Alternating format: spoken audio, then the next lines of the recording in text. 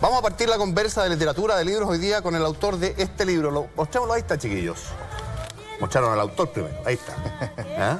Después de vivir un siglo se llama Una biografía de Violeta Parra, que escribe Víctor Herrero, que está instalado con nosotros, que debe ser, en mi opinión, yo algo he leído de Violeta Parra, debe ser la mejor biografía que ha caído en mis manos de esta gran Violeta Parra, esta mítica Violeta Parra. Así que, Víctor, gracias por escribirlo, gracias por venir a conversar con nosotros de tu creación después de vivir un siglo, que es una frase de volver a los 17, ¿no es cierto? Exactamente, y le venía muy al caso por los 100 años del nacimiento. Sí, la Violeta nace en 1917, no recuerdo el mes, octubre creo. 4 de octubre. El 4 de octubre. Sí. Y se suicida Violeta Parra en febrero, corrígeme, del año... El 5 de febrero del 67. En su carpa ahí en La Reina. Ya hablaremos de eso y nos acercaremos a ese verano fatídico para ella. Este es un libro interesante, entre otras cosas, porque está bastante bien escrito, diría yo, es entretenido de leer, pero además está lleno de datos que para el casi lego en la materia, como soy yo, no conocía de la Violeta. Es una historia que parte, además, antes que ella, parte con el Nicanor padre, este profesor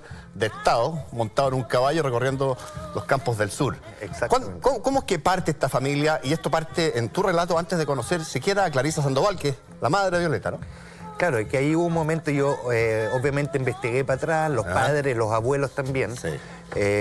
Y todo esto partió de una premisa mía que era la siguiente: ¿cuál era el entorno histórico de Violeta cuando ella nació y cuando era niña? Así como a mucha gente de mi generación, más joven o más viejo, por ejemplo, el golpe de Estado del año 73 sí, es un referente histórico. Bueno, para ella, por ejemplo, la guerra civil, la guerra del Pacífico, donde sus abuelos habían combatido. Entonces también me di cuenta de un Chile, el padre de ella, de un Chile, de este Chile que hace el empuje estatal por una mejor educación. Y alguna vez dije, oh, esto tiene que ver con ha las hecho cosas... el link, dijiste. Claro, Claro, tiene casi que ver con cosas que vemos hoy en día. Pero claro, ese es como el contexto histórico en el que... Ella nace en un lugar que se llama San Fabián, hasta el día de hoy, San Fabián de Alico. Eso es la región del Biobío. De Ñuble ahora. De Ñuble, sí. De Ñuble hoy día, claro. Nació la región. ¿Quién era el padre de Violeta, este Nicanor, profesor de Estado, un hombre que muere joven, pero bueno para la fiesta, bueno para entretenerse, lo que le provoca problemas en el matrimonio, se separa o medio separa un tiempo de Clarisa, la madre de Violeta, por esa razón? Y además este hombre muere joven de una tuberculosis, pero pese a la edad joven en la que muere, Violeta era chica todavía, la marca mucho, ella lo recuerda mucho a este padre. Claro, porque, a ver, el padre efectivamente era, a ver, un borrachín, uno podría decir, claro, pero un buen borrachín. O sea, no se sabe de muchos episodios de violencia intrafamiliar. Provocado por el alcohol, ya. Exactamente. Era como esta gente del sur que le gusta el vino, se le pasa la copa un poquito con los amigos, pero al mismo tiempo era un hombre muy artístico, muy creativo. Él era profesor, profesor de Estado, que en esa época no lo era cualquiera, era una profesión muy bien vista. Y era... Tenía un estatus del profesor, en los pueblos sobre todo, similar al del juez, al del párroco, en fin. Claro, hoy en día nos cuesta imaginarnos eso, claro, pero el profesor del pueblo es exactamente como dices tú, era parte como de las autoridades sociales y morales de un pueblo, si uno quiere.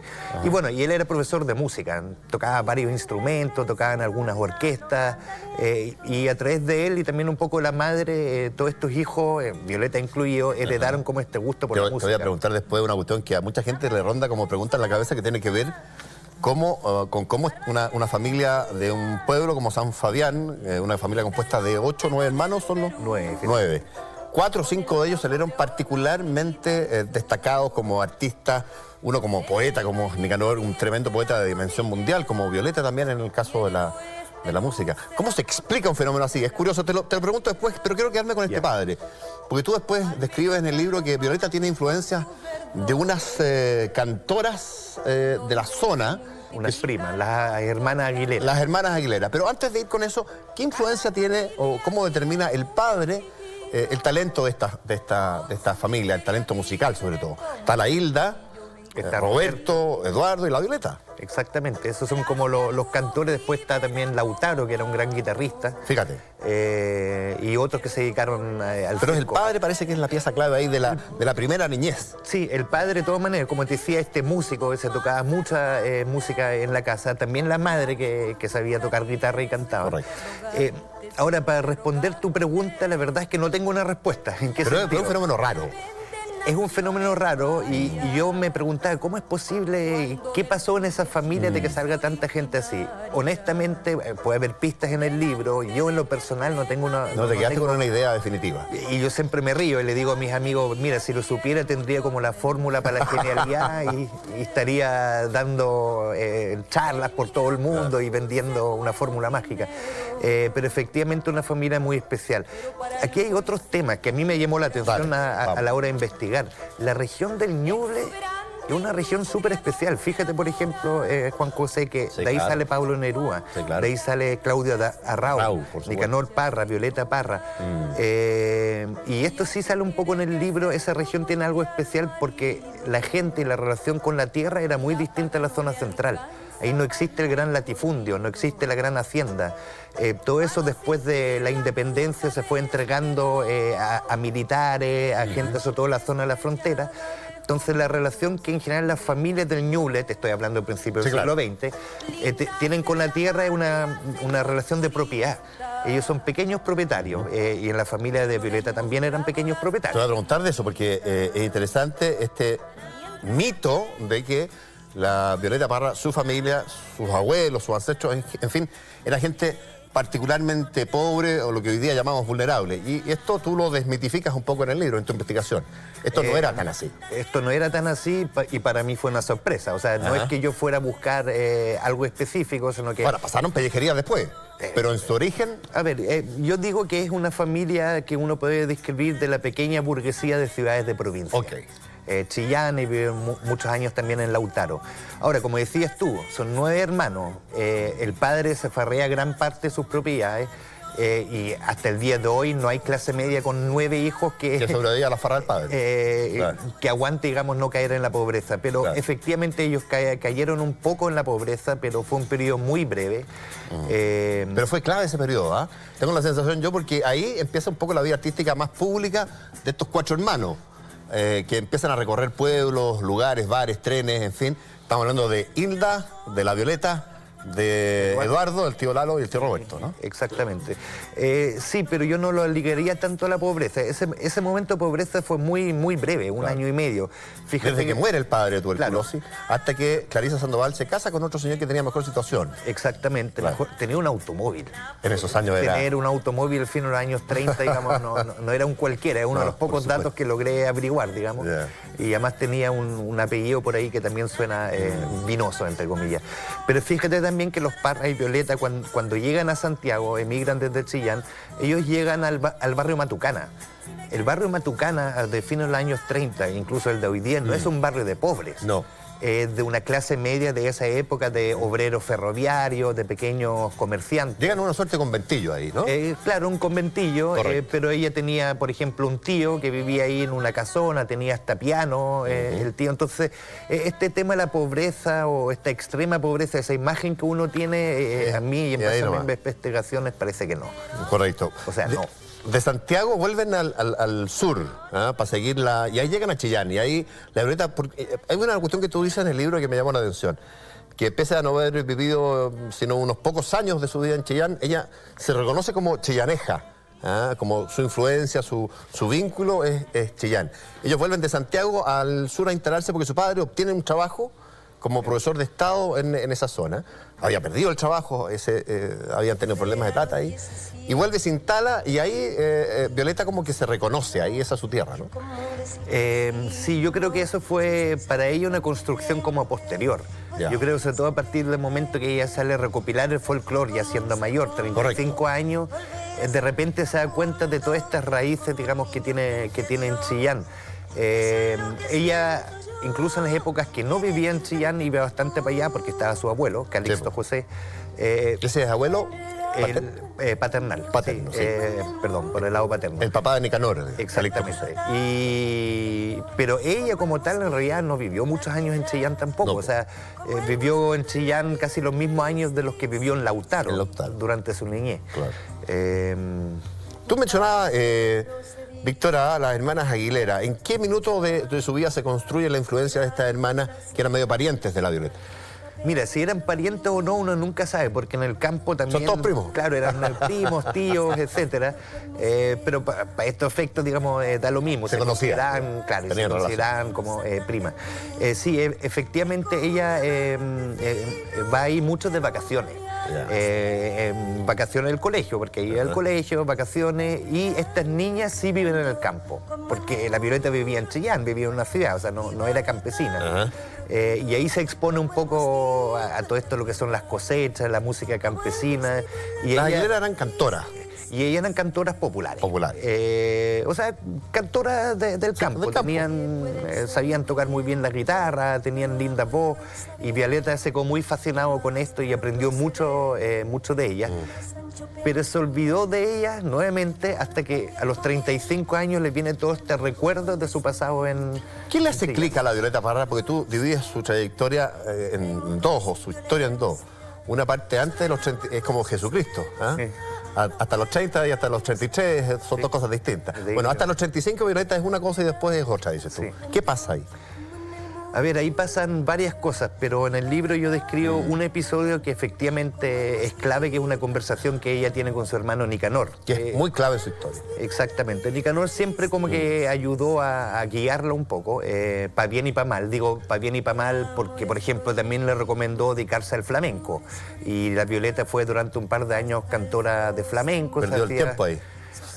Mira, yo creo que a la larga no. De hecho, ganó hasta un concurso en el Teatro Baquedano. Sí, claro. Pero claro, uno no se imagina esta Violeta con los labios pintados, claro, el pelo tirado para atrás.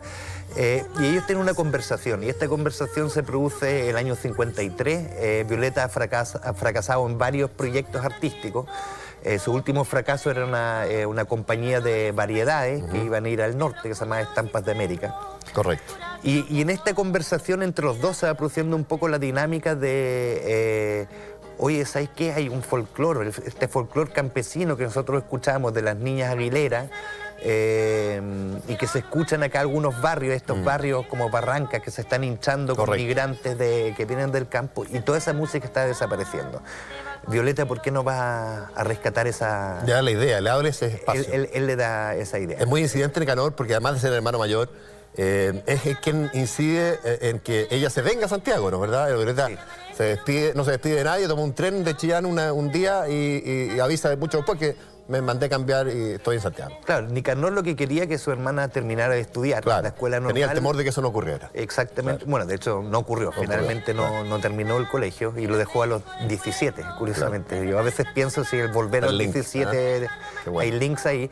Pero claro, la idea original de Nicanor, vente a Santiago, termina de estudiar y ojalá te conviertas en profesora.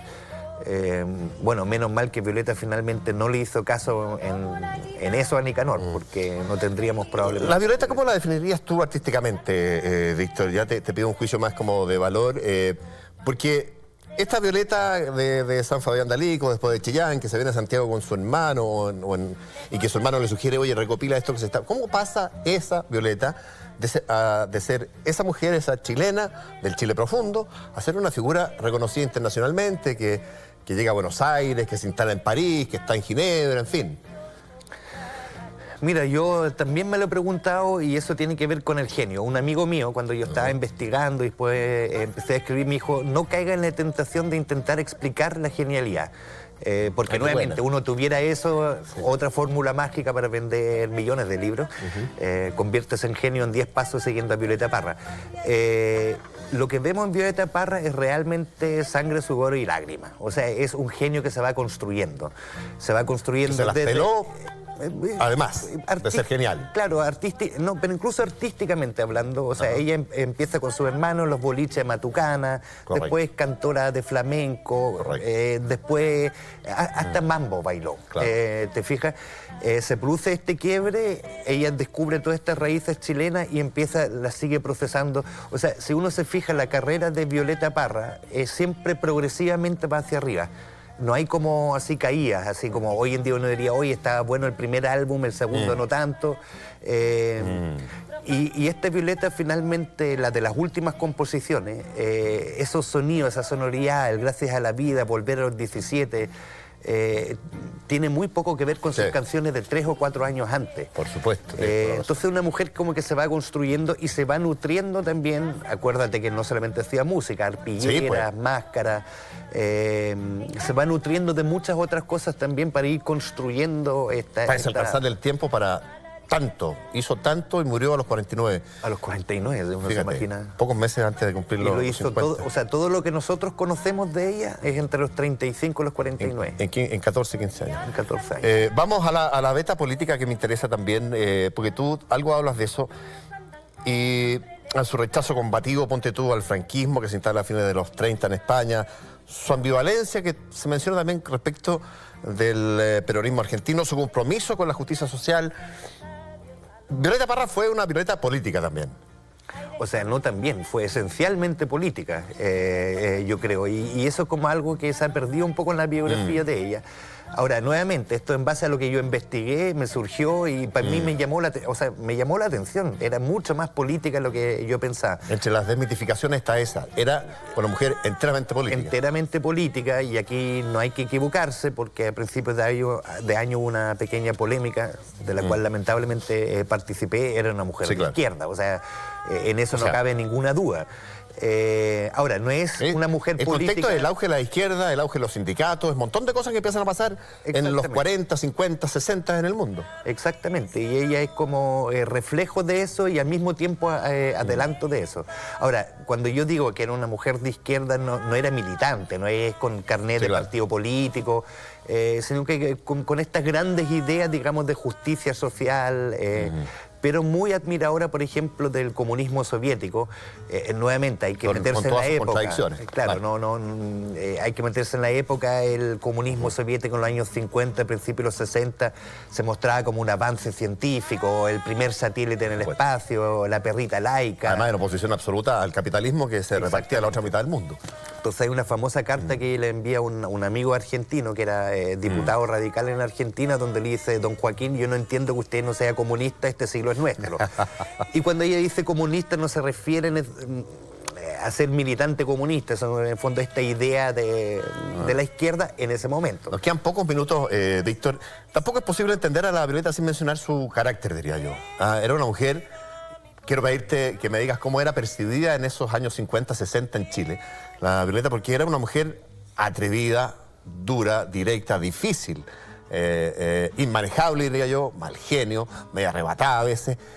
¿Cómo la miraba el Chile de la época? Porque está también este mito, no sé si es mito o realidad, que fue mucho más reconocida fuera que acá. ¿Habrá tenido eso que ver con cómo era la Violeta de carácter? A ver, yo con toda la gente que hablé, que todavía hay mucha gente viva que la conoce, que compartió con ella, tanto enemigos como admiradores, todos coinciden en una cosa: tenía un carácter muy, muy difícil. Cuando se enojaba, tormenta, rayos, etc. Pero también tenía este otro lado ella era muy cariñosa con sus amigos, con sus amistades, de cocinar, de fiesta. Ella, por ejemplo, cuando muere, esto no lo puse en el libro, pero yo miré la posesión efectiva que se hizo un par de meses después de su muerte. Tenía esta casita en La Reina, la Casa de Palo, y una cuenta corriente, lo cual era raro en esa época, donde le quedan, ahora no me acuerdo, 10 escudos, o sea, por decirte, 5 lucas. Y ojo, no fue una mujer que no haya ganado plata. Ahora, estas son épocas anteriores a las grandes estrellas de música y de rock. La gastó, la invirtió. La invirtió en comprarse instrumentos, era muy generosa. No acumuló nada riqueza. No, nada. Fíjate, lo otro y lo que nos evidentemente convoca también tiene que ver con este proceso de inicio de buscar la muerte, digamos. ¿Qué le pasó a Violeta? ¿Hay un proceso de depresión? ¿Cómo se acerca ese verano del 67, 5:30 de la tarde, creo que fue de ese día? ¿Qué día fue el febrero? 5 de febrero. 5 de febrero del 67, domingo. ¿Por qué crees tú, con qué día te quedaste, se suicida Violeta Parra? Mira, nuevamente una pregunta súper difícil. Para aquellos que nos están viendo y escuchando, yo en el libro no adelanto ninguna tesis al respecto, pero pongo muchos hechos y yo creo que cada uno se puede formar su opinión. Para mí es delicado dar una opinión en esto, porque... Pero tú tienes una idea. Mira, no sé si la tengo tan clara. Yo creo que una mezcla de muchísimas cosas. ¿Decepción por lo que pasaba en Chile? Algo de eso, ciertamente, el gran fracaso de la carpa de la De la reina. carpa era un tema, o sea, la falta de reconocimiento en Chile. El tema financiero estaba bajo un estrés financiero enorme. Yo cuento ahí una última escena, poco antes de que ella se muere, que se baja de una gira de Chile, ríe y canta. Porque pide un poquito más de plata porque se le cayó no sé qué cosa en la carpa y dicen que no, y ella sale llorando. Y también había un tema anímico. Más de ella, más, Claro. más de sus pasiones. No, y anímico en el sentido, y en el libro se va mostrando, ella era una mujer que pasaba por periodos muy eufóricos, de mucha producción y muy breves periodos bajoneados en la cama, sin ganas de hacer nada, eso está en las cartas. En fin, entonces yo creo que tuvo un intento de suicidio anterior. Sí, había tenido uno. Entonces ya como que este tema estaba dando vuelta. Y por otro lado yo también creo, ya que estamos escuchando este tema de fondo, que ella se dio cuenta y ya ha hecho todo lo que puedo hacer. Y ella estaba muy consciente que las últimas composiciones eran lo mejor que había hecho en su carrera. Hay una entrevista muy poco conocida con René Largo Farías en enero del 67, y donde ella dice, gracias a la vía, Run Run y Volver a los 17 son los mejores temas que yo jamás he Run Run lo escrito. incluía, fíjate. Run Run incluía, sí. Ahora, mucha gente cree que ella se mató por amor. Sí, te iba a preguntar de los amores, no nos queda nada de los amores. Claro, las pasiones el romance de Violeta. con Pedro Mesones, el suizo. Mira, yo creo que, y esta es mi impresión, yo en el libro pongo los hechos, creer que Violeta Parra se mató por amor es no entender a Violeta Parra, o sea, el carácter volcánica que... No te estoy diciendo que no sufría decepciones amorosas, pero ella los procesaba en canciones. Un familiar de Violeta me dijo, oye, no te metas como en su vida privada, en sus amoríos. Le digo, ¿cómo no lo voy a hacer si ella misma lo cantó? O sea, están ahí, ella no lo ocultó. Empecemos a despedirnos, Víctor. Lo que ustedes han escuchado en esta conversación es parte, son pinceladas nada más de un relato mucho mayor, muy interesante, lleno de datos, escrito de manera muy entretenida, lo que ha logrado Víctor en después de vivir un siglo, una biografía o la biografía de Violeta Parra, la más interesante que ha caído en mis manos. Víctor, te agradezco mucho haber conversado con nosotros de este libro, de esta figura. Te agradezco haber escrito este libro que me pareció muy notable.